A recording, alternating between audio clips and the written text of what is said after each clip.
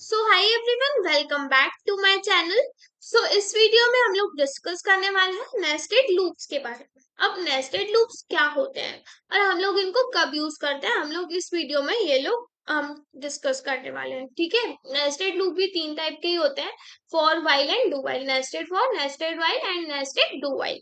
अब देखो इसमें हम लोग क्या करेंगे, नेस्टेड का मतलब होता ही क्या है, कोई एक चीज के अंदर दूसरी वैसी ही चीज हम लोग जब यूज करते हैं उसको हम लोग नेस्टिंग बोलते हैं। मतलब एक के अंदर एक, एक के अंदर एक, तो यही यही कंसेप्ट को हम लोग नेस्टिंग बोलते हैं।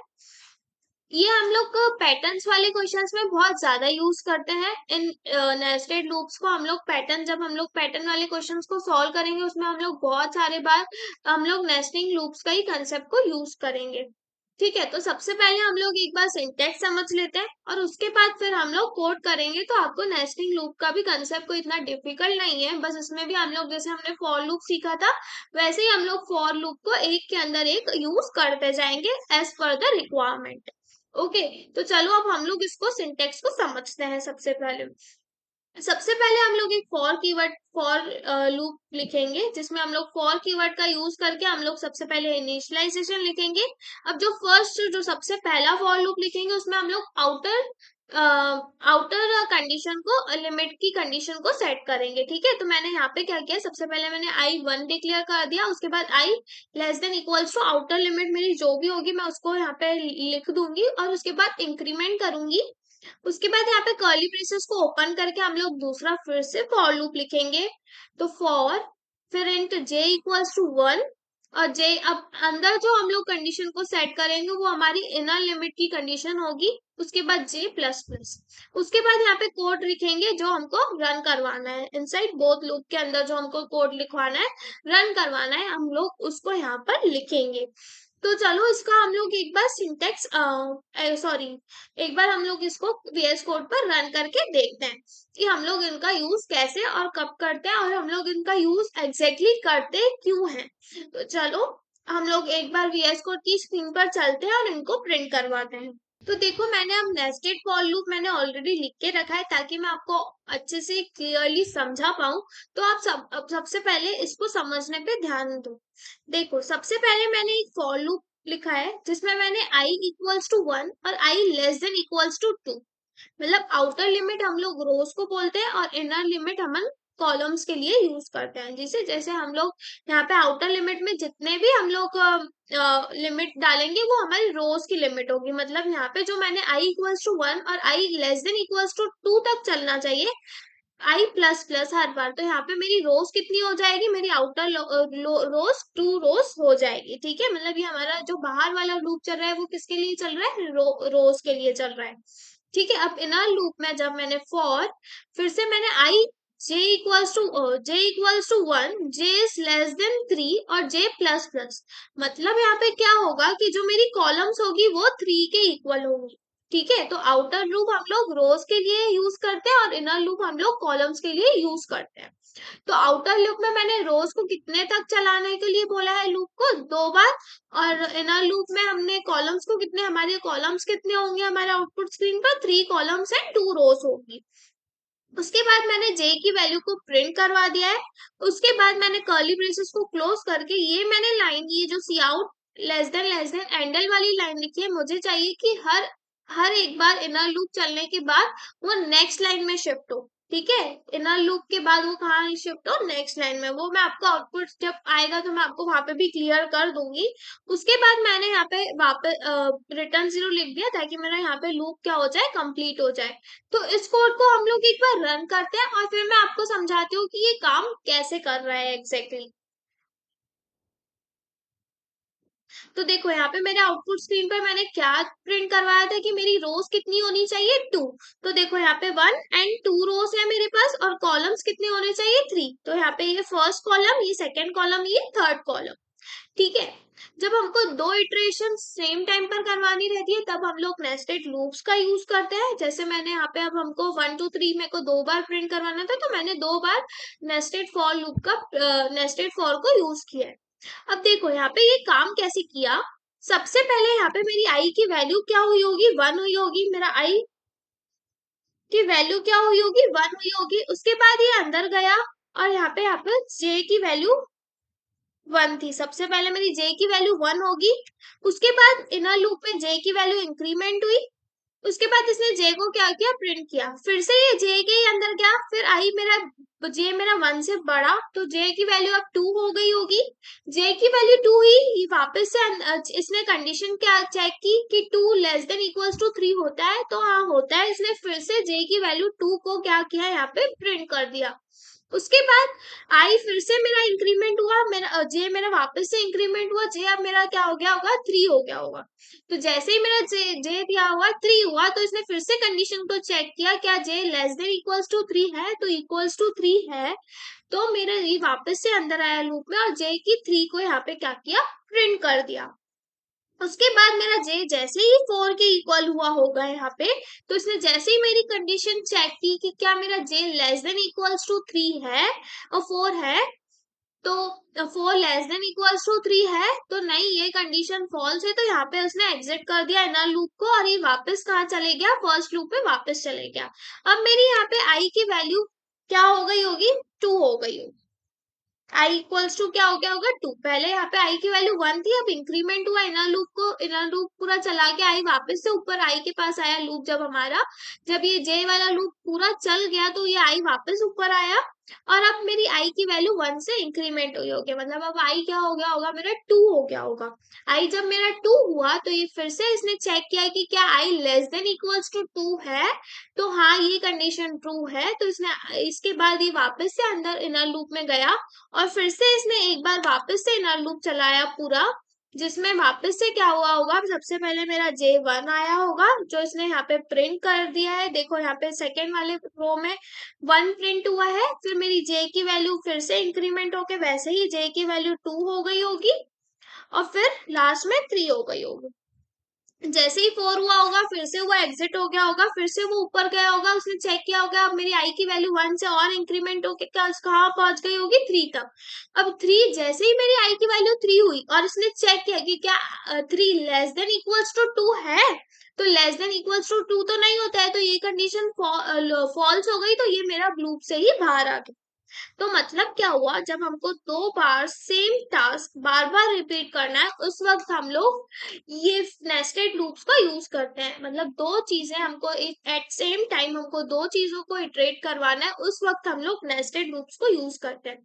और जो बाहर वाली जो हम लोग कंडीशन सेट करते हैं, वो हमारी कॉलम रोज के लिए होती है, और जो हमारी अंदर वाली कंडीशन होती है, वो कॉलम्स के लिए होती है।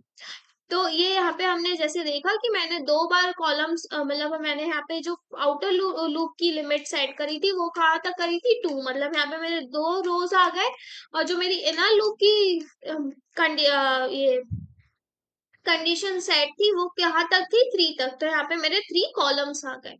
तो यही होता है, हम लोग जब हमको रोज और कॉलम्स के साथ हमको आउटपुट प्रिंट करवाना रहता है, तब हम लोग नेस्टेड लूप्स का यूज करते हैं।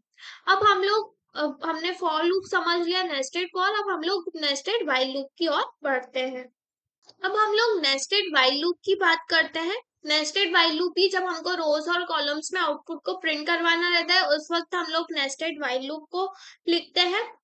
तो अब हम लोग सबसे पहले इसका सिंटेक्स समझ लेते हैं।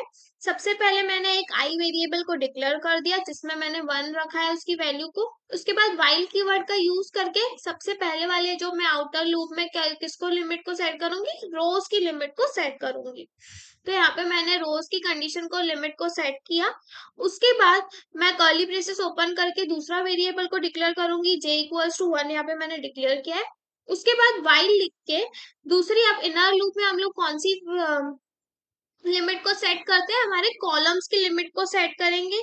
उसके बाद यहाँ पे कोड लिख देंगे जो हमको रन करवाना है, और हर बार j प्लस प्लस होता है, और फिर कर्ली ब्रेसेस को, ये अंदर वाले लूप के कर्ली ब्रेसेस को क्लोज करके बाहर वाले जो आउटर लूप की कंडीशन को यहाँ पे इंक्रीमेंट करेंगे, उसके वेरिएबल को इंक्रीमेंट करेंगे, और उसके बाद हम लोग यहाँ पे कर्ली ब्रेसेस से हमारे आउटर लूप को भी क्लोज कर लेंगे। तो चलो इसको अब हम लोग एक बार VS कोड की स्क्रीन पर करके देखते हैं। अब एक बार हम लोग नेस्टेड व्हाइल का यूज करके एक छोटा सा पैटर्न को सॉल्व करके देखते हैं, प्रिंट करवा के देखते हैं। तो चलो हम लोग कौन से पैटर्न को सॉल्व प्रिंट करवाने वाले हैं, ये जो आपको यहाँ पे ये जो शो हो रहा है ना, ये 6 स्टार्स को प्रिंट करवाएंगे एक रेक्टेंगल शेप। तो चलो इसका हम लोग कोड एक बार समझते हैं। इसका कोड मैंने ऑलरेडी लिख के रखा है ताकि आपको कोई कंफ्यूजन नहीं हो यहाँ पे समझने में। तो चलो इसका कोड हम लोग एक बार देखते हैं। ये आई इक्वल्स टू देखो यहाँ पे सबसे पहले मैंने क्या किया है, सबसे पहले मैंने इंट आई इक्वल्स टू 1 को डिक्लेयर किया है, और उसके बाद वाइल लूप में मैंने आउटर लूप मतलब रोज की कंडीशन को सेट किया है। इसमें कितनी रोज है, 2 रोज है, तो मैंने यहाँ पे 2 कंडीशन को सेट कर दिया है कि मेरा आई कब तक चलना चाहिए, 2 तक।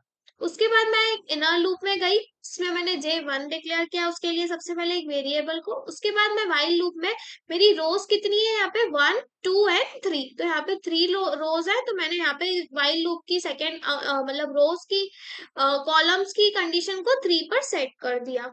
उसके बाद मेरे को प्रिंट क्या करवाना है, मेरे को स्टार प्रिंट करवाना है, तो मैंने डबल कोट्स में स्टार्स को प्रिंट करवा दिया। उसके बाद मेरा J+1 मतलब J++ ही होता है, आप J+1 भी लिख सकते हो या J++। उसके बाद मैंने जैसे ही मेरा इनर लूप कंप्लीट हो जाए एक बार चल के, वैसे ही मेरा एक नेक्स्ट लाइन पे आ जाना चाहिए मेरा लूप, और मेरा आउटर वाला जो रोज का जो कंडीशन है वो भी A+1 से इंक्रीमेंट होना चाहिए। तो एक बार हम लोग इस कोड को सेव करके रन करके देखते हैं कि हमारा आउटपुट क्या आ रहा है। Sorry, Ctrl+S। उसके बाद देखो मेरा आउटपुट क्या आ गया, ये ऐसा जैसा मैंने यहाँ पे जैसा है वैसा ही यहाँ पे आ गया। मतलब मेरे आउटर, इसमें हम लोग सबसे पहले क्या देखेंगे, हम लोग पैटर्न के क्वेश्चन में सबसे पहले यही देखते हैं कि कितनी रोज है, कितनी रोज है, 2 रोज है, तो आउटर वाले जो लूप चलाएंगे हम लोग उसकी वैल्यू को 2 पे सेट कर देंगे। जहाँ पे ऐसे मैंने यहाँ पे y की वैल्यू को, जो आउटर वाली था उसको मैंने 2 तक चलना चाहिए, मैंने उसको सेट कर दिया। और यहाँ पे मेरी कॉलम्स कितनी है, 3, तो 3 कॉलम्स तक चलना चाहिए। इनर लूप पे मैंने क्या सेट कर दिया, 3। और मेरे को प्रिंट क्या करवाना है, मेरे को आई या जे की वैल्यू नहीं प्रिंट करवानी है, मेरे को स्टार प्रिंट करवाना है, तो मैंने डबल कोट्स में स्टार दे दिया है। तो ऐसे ही हम लोग लूप्स के आगे भी जो दूसरे भी क्वेश्चंस पैटर्न्स करेंगे वो भी हम लोग इसी कंसेप्ट के साथ करेंगे। तो आई होप आपको ये वाला क्वेश्चन बहुत अच्छे से क्लियर हो गया होगा। अगर आपको कुछ भी डाउट है तो आप मेरे से कमेंट सेक्शन में पूछ सकते हो, मैं आपको वहां पे जरूर रिप्लाई करूंगी। और उसके बाद हम लोग अब नेक्स्ट डू वाइल लूप पर चलते हैं, नेस्टेड डू वाइल पर हम लोग नेस्टेड डू वाइल को समझते हैं। अब हम लोग नेस्टेड डू वाइल लूप को समझते हैं। देखो नेस्टेड डू वाइल भी वही कि रोज और कॉलम्स के जब हमको पैटर्न शो करवाने रहते हैं तब उस टाइम हम लोग नेस्टेड डू वाइल्स का भी लूप करते हैं। अब जैसे हमने पढ़ा था कि नेस्टेड डू वाइल में हम लोग सबसे पहले क्या लिखते हैं, जो हमको कोड को करवाना है, मतलब जो हमको टास्क परफॉर्म करना है सबसे पहले हम उसको लिखते हैं, उसके बाद हम लोग कंडीशन को चेक करते हैं। तो चलो इसका भी हम लोग एक बार सिंटेक्स समझ लेते हैं। सबसे पहले मैंने आउटर लूप के लिए एक वेरिएबल को डिक्लेयर कर दिया है यहाँ पे इंट आई इक्वल्स टू 1। उसके बाद हम लोग क्या करेंगे, उसके बाद डू, जो ये आउटर लूप का डू, उसके बाद हम लोग इनर लूप के लिए एक वेरिएबल को डिक्लेयर कर देंगे इंट जे इक्वल्स टू 1। उसके बाद फिर से डू, ये इनर लूप का डू यहाँ पे यूज करके कर्ली ब्रेसेस में जो कोड हमको करवाना है हम लोग उसको यहाँ पे लिख देंगे। उसके बाद हमारा जे, इनर लूप का जे क्या होना चाहिए, प्लस प्लस होना चाहिए। सबसे पहले हम लोग इनर लूप की अब कंडीशन को चेक करेंगे। ठीक है, तो यहाँ पे मैंने वाइल करके मैंने यहाँ पे इनर लूप की कंडीशन को चेक कर लिया है। जैसे ही मेरा J is less than equals to, हम लोग यहाँ पे रो कॉलम्स की लिमिट को सेट कर देंगे। उसके बाद हमारा आई मतलब आउटर लूप की कंडीशन को हम लोग वेरिएबल को इंक्रीमेंट करेंगे बाय 1 i++। उसके बाद हम लोग वाइल मतलब आउटर लूप मतलब कॉलम्स की कंडीशन को अब हम लोग सेट करेंगे दूसरे वाले लूप में, और जैसे ही ये हो गया तो यहाँ पे हमारा लूप ओवर हो जाएगा। तो चलो इसका भी हम लोग एक बार प्रोग्राम करके देखते हैं ताकि आपको और अच्छे से क्लियर हो जाए कि हम लोग नेस्टेड डू व्हाइल का कैसे यूज करते हैं। तो चलो अब हम लोग VS कोड की स्क्रीन पर चलते हैं। अब नेस्टेड डू व्हाइल से हम लोग इस कोड को प्रिंट करवाने वाले हैं, ये जो एक लाइन में 1 2 3 और नेक्स्ट लाइन में फिर से 1 2 3, तो इसको हम लोग आप और मैं मिलके दोनों मिलके साथ में प्रिंट करवाएंगे। तो चलो इसको हम लोग अब देखते हैं। सबसे पहले हम लोग क्या करेंगे, एक वेरिएबल को डिक्लेयर करेंगे। आउटर लूप के वेरिएबल के लिए हम लोग एक वेरिएबल को डिक्लेयर करेंगे जिसमें मैंने इंट इक्वल्स टू 1 कर दिया है, इंट आई इक्वल्स टू 1 को डिक्लेयर किया है। उसके बाद डू लिख के उसके बाद हम लोग इनर लूप के लिए एक वेरिएबल को डिक्लेयर करेंगे जिसमें मैंने इंट जे इक्वल्स टू 1 के लिए किया है। उसके बाद डू, और उसके बाद जे की वैल्यू अब हम लोग इसमें प्रिंट करवाएंगे। ठीक है, उसके बाद हम लोग जे को वन से इंक्रीमेंट करते जाएंगे। जैसे जे मेरा किसके लिए है, रो कॉलम्स के लिए है, तो मेरे कॉलम्स की वैल्यू यहाँ पे पहले वन होगी, फिर टू, फिर थ्री। ऐसे मेरी जे की वैल्यू क्या होती जाएगी, इंक्रीमेंट होती जाएगी। हम लोग यहाँ पे सबसे पहले हम लोग वाइल लिख के हम लोग यहाँ पे कौन सी कंडीशन चेक करी है, हमने कॉलम्स के लिए कंडीशन को चेक किया है। जैसे हम लोग देख पा रहे हैं इसमें तीन कॉलम्स है, तो हमने यहाँ पे कंडीशन क्या दे दी है इनर लूप के लिए कि जैसे ही मेरा J is less than equals to three हो, यहाँ पे मेरा लूप क्या हो जाना चाहिए, एग्जिट हो जाना चाहिए। और एक बार ये लूप चल के उसके बाद यहाँ पे दूसरी लाइन पर शिफ्ट हो जाना चाहिए, इसीलिए हमने सी आउट एंडल का यूज किया है यहाँ पे। उसके बाद हमने हमारी आई मतलब रोज की वेरिएबल को इंक्रीमेंट किया है बाय वन। और हमने चेक क्या किया है यहाँ पे कितनी रोज हमको दिख रही है, दो। तो हमने कंडीशन क्या सेट कर दी है कि जैसे ही मेरा I less than equals to two हो, वैसे ही मेरा एग्जिट हो जाना चाहिए लूप, क्योंकि हमको यहाँ पे दिख रहा है कि हमारे कॉलम्स रोज कितनी है, टू रोज है और थ्री कॉलम्स है। तो देखो हमने यहाँ पे रोज वाला जो हमने कॉलम लिया है उसको हमने टू पे सेट कर दिया है, और जो हमने कॉलम वाला लूप लिया है उसको हमने थ्री पर सेट कर दिया है। अब इस कोड को हम लोग एक बार सेव करके रन करते हैं, हम देखते हैं इसका आउटपुट क्या आ रहा है। देखो यहाँ पे सेम एज ये ऐसा आउटपुट यहाँ पे भी आ गया। तो हमने यहाँ पे सबसे पहले हम लोग ने रो के लिए सेट की इस वैल्यूज को। रोज हमारी कितनी है इसमें, टू, और कॉलम्स थ्री। तो ऐसे हम लोग नेस्टेड लूप्स का यूज करते हैं जब हमको दो iterative task at same time perform करना रहता है, उस वक्त हम लोग नेस्टेड लूप्स का यूज करते हैं। अभी मुझे पता है आपको ये टॉपिक थोड़ा सा कंफ्यूजिंग लगेगा, बट मैंने अपना पूरा बेस्ट दिया है आपको समझाने के लिए। फिर भी आपको कोई भी डाउट हो तो आप मेरे से कमेंट सेक्शन में पूछ सकते हो। सो आज के वीडियो के लिए इतना ही, मिलते हैं नेक्स्ट वीडियो में।